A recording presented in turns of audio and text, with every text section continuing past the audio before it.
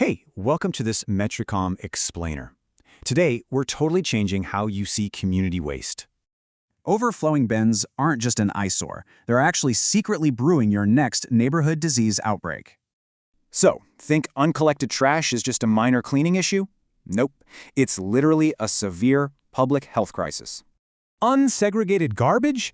It acts like this perfect, toxic meeting ground for people, pests, and highly contagious pathogens. See, exposed medical items and rotting food act like VIP invitations, bringing pathogens directly into your neighborhood. And poor storage, like leaking, torn bags, creates an absolutely irresistible buffet for disease-carrying pests like rats. Rats and flies aren't just nuisances. They're active transport vehicles spreading dangerous bacteria all over community surfaces.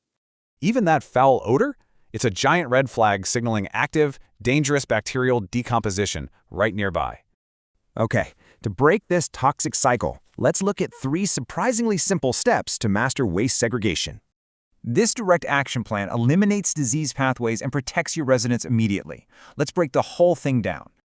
Step 1. Never mix streams. Segregating hazardous medical items from organic waste instantly slashes those cross-contamination risks. Step 2.